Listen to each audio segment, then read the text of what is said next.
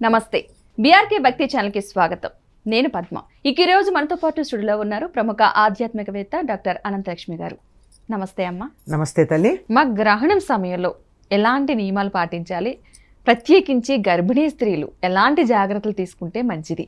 గ్రహణం అంటే పట్టుకోవడం అని అర్థం. ఈ పట్టుకునేటటువంటిది ఏం పట్టుకుంటోంది అంటే సూర్యుణ్ణి చంద్రుణ్ణి పట్టుకుంటున్నారు. సూర్యగ్రహణం అంటే సూర్యుడు పట్టుబడ్డ సమయం, చంద్రగ్రహణం అంటే చంద్రుడు పట్టుబడ్డ సమయం. వీళ్ళిద్దరూ భూలోకంలో ఉన్నటువంటి కాంతికి ఆహారానికి కారణం వీళ్ళే కదమ్మా. అవునమ్మా. సూర్యుడి వల్లేమో పత్రహరితం తయారవుతుంది. సూర్యకాంతి అయితే పత్రహరితం లేదు, పత్రహరితం లేకపోతే చెట్లకు పుష్టి లేదు.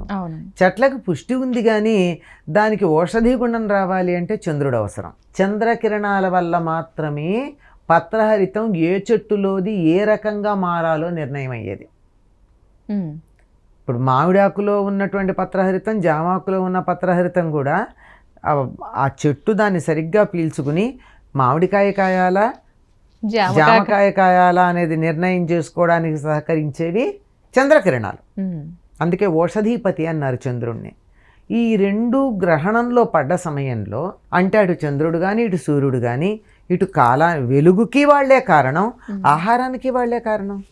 ఆ సమయంలో శరీరము మనస్సు కూడా ఆ రెండిటి మీద వాటి పెత్తనం ఉంది కదా, అవి కొద్దిగా డల్ అవుతాయి. కనుక డల్గా ఉన్నప్పుడు అంటే వాటికి ఉన్నటువంటి చురుకుతనం తగ్గినప్పుడు వాటి చేత పని చేయించినట్టయితే అలసట ఎక్కువ ఉంటుంది. అందువల్ల విశ్రాంతి నియమని చెప్పారు. ఈ కారణంగానే మనం గ్రహణ సమయంలో కనీసం 3 గంటల ముందు ఆహారం తీసుకోవడం మానేస్తాం, ఘనాహారం. అనారోగ్యాలు, మందులు వేసుకోవాలి ఇలాంటివి ఏవైనా ఉన్నట్టయితే వాళ్ళు ద్రవ పదార్థాలు తీసుకుంటారు. ద్రవ పదార్థాలు త్వరగా అరుగుతాయి, శరీరానికి బలాన్ని ఇస్తాయి. ఘన పదార్థాలు బరువునిస్తాయి, ముందు అరుగుదలకి సమయం పడుతుంది, బలం రావడానికి సమయం పడుతుంది. అందువల్ల ఈ సమయంలో జీర్ణ కోసం ఎక్కువ పని చేయకుండా చూసుకోవాలి. జీర్ణ కోసం పని చేయకుండా చూడాలంటే మనం స్విచ్ చేస్తామా? స్విచ్ వేయం, దాన్ని ఖాళీ చేసి కూర్చోబెడతాం. అది చేయాల్సిన పని. అందుకని ఆ సమయానికన్నా ముందు 3 గంటల ముందు ఆహారం తీసుకోవడం మానేయమన్నారు. మనకి ఉరుకుల పరుగుల ప్రపంచంలో 3 గంటల అంటే ఏమిటి అసలు? దేనికైనా మనకి సినిమా చూడడానికి, క్రికెట్ మ్యాచ్ చూడడానికి ఎన్ని గంటలైనా పర్వాలేదు, కానీ ఇంకా ఇతర ఏ పనుల కన్నా గంట అంటే కూడా చాలా ఎక్కువగా కనపడుతుంది. అవునమ్మా. అందువల్ల అంత కాదు, కానీ కనీసం ఘన పదార్థం తీసుకోవడం ఒక 2-3 గంటల ముందు ఆపేస్తే మంచిది. అప్పుడు జీర్ణ కోశం ఏదైతే ఉందో అది ఎక్కువగా పనిచేయదు గనక సమస్య లేదు. జీర్ణకోశ సంబంధం ఎప్పుడైతే అది లేదో మనస్సు చురుగ్గానే పనిచేస్తుంది, శరీరంలో ఉన్నటువంటి మిగిలిన భాగాలన్నీ బాగా పనిచేస్తాయి. వీటి మీద ఆధిపత్యం కలిగినటువంటి గ్రహాలు, గోళాలు, నక్షత్రాలు అవి కూడా ఒడిదుడుకులకు లోనవుతూ ఉంటాయి గనక అవి ప్రశాంతంగా లేకపోతే వాటి ప్రభావం వల్ల ఇవన్నీ ఎక్కడ కంగారు పడతాయో అని అక్కడ ప్రశాంతంగా ఉండడం కోసం తప్పనిసరిగా అక్కడ చేయవలసినటువంటి పనులు ఉన్నాయి అని చెప్తారు. అంతేగాని వేరే కారణం ఏం కాదమ్మా. గర్భిణీ స్త్రీల విషయంలో కొంచెం జాగ్రత్త ఉండాలని చెప్పేసి అంటారు కదమ్మా. డెఫినెట్లీ ఉండాలమ్మా. ఎందుకు అంటే గర్భిణీ స్త్రీ పొట్టలో బిడ్డ ఉన్నప్పుడు ఎందులో ఉంటాడమ్మా? తల్లి ఎలా తిరిగినా బిడ్డకి ఎటువంటి ఇబ్బంది లేకుండా ఒకే పొజిషన్లో ఉండడం, మెయింటైన్ చేయడం దేనివల్ల అవుతుంది? ఉమ్మ నీరు వల్ల అవుతుంది.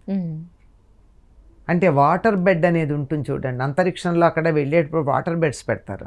అది ఏ డైరెక్షన్లో వెళ్ళినా వాటర్ మీద బెడ్ సమానమైన లెవెల్లో మెయింటైన్ అవుతూ ఉంటుంది. ఆ రకంగా ఉండాలి. ఆ రకంగా ఉన్నప్పుడు మాత్రమే శిశువు బాగుంటాడు. అలా ఉండడానికి తేడా కలిగిస్తుంది గ్రహణ సమయం. ఇప్పుడు గ్రహణం బాగా తారస్థాయిలో ఉన్నప్పుడు పక్షులన్నీ కలకల రావాలి చేయడం, ఉన్న వాటి అయోమయమైపోయి ఎక్కడికి వస్తున్నామో ఎటుడుతున్నామో తెలియదు, ఇంటి దారి మర్చిపోయినట్టు కంగారు పడుతూ అరుపులు అరవడం చూస్తాం. గ్రహణం తగ్గిన కాసేపటికి వాటి గూడేదో గుర్తించే పెడతాయి, ఆ లోపల మాత్రం కంగారు పడతాయి. ఆ విధంగా ఎప్పుడైతే గ్రహణం బాగా ఉచ్చ స్థాయిలో ఉందో అప్పుడు జీవుడు కూడా కంగారు పడుతూ ఉంటాడు. ఆ కంగారు పడకుండా ఉండడం కోసమని ఇవన్నీ ఏర్పాట్లు చేస్తారు. ఇప్పుడు చంద్రగ్రహణం అనుకుందాం. చంద్రగ్రహణం సమయంలో ఏం జరుగుతుంది, సూర్యగ్రహణం సమయంలో ఏం జరుగుతుంది, సముద్రానికి ఆటుపోట్లు ఉంటాయి. నీరు ఎక్కడున్నా అటువంటి ఆటుపోట్లు ఉండే అవకాశం ఉంది. కనుక ఈ గర్భస్థ శిశువు ఎవరైతే ఉన్నారో వాళ్ళు ఒక వాటర్ బెడ్ మీద తల్లి యొక్క కడుపులో మెయింటైన్ అవుతున్నారు. అంతే కదా, తల్లి ఎడి తిరిగినా ఏం చేసినా వాళ్ళకి ఎటువంటి ఇబ్బంది లేకుండా.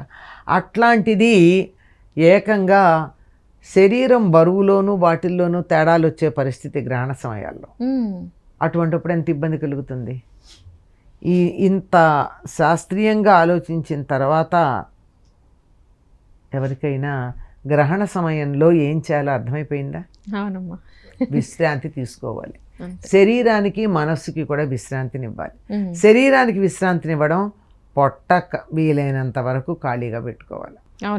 మంచిగా గర్భిణీ స్త్రీలు ఎట్టి పరిస్థితుల్లో ఏమండి మేము గర్భవతిగా ఉన్నప్పుడు మా గ్రహణం వచ్చింది మేమేం పాటించలేదు బాగానే ఉన్నాం కదా అంటే, ఎక్సెప్షన్ కేసెస్ వేరు, జనరల్ రూల్ వేరు.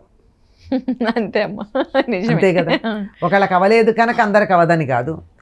100 మందికి అవలేదు కనుక ఎవరికి అవదని చెప్పలేము. 101 వాళ్ళకైతే అవ్వచ్చు. ఆ 1001 మనిషి మీద కూడా కృపతో మన ఋషులు కొన్ని పద్ధతులు చెప్పారు. 1000 మంది బాగానే ఉన్నారు, ఒక్కడే కదండి నష్టపోయిందంటే ఆ ఒక్కడు కూడా నాకు ప్రధానమే.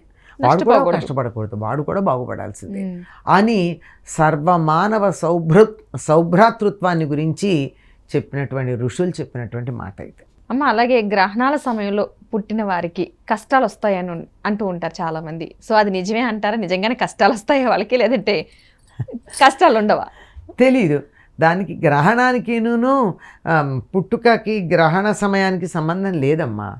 అప్పుడున్నటువంటి గ్రహాల యొక్క స్థితిగతులు బట్టే వస్తాయి తప్ప గ్రహణ సమయంలో పుట్టినందువల్ల ఇట్లా వచ్చాయని ఏమి ఉండదు. ఓకే అమ్మ, గ్రహణాల గురించి చాలా చక్కగా వివరించారు. ఎందుకంటే గ్రహణ సమయంలో చాలా మందికి ఎలా ఉండాలో తెలుసు కానీ దాని వెనక ఉన్న ఆంతర్యం ఏంటనేది మాత్రం తెలియదు. సో అలాంటి వారికి కూడా మంచి వివరణ ఇచ్చినందుకు ధన్యవాదాలమ్మా.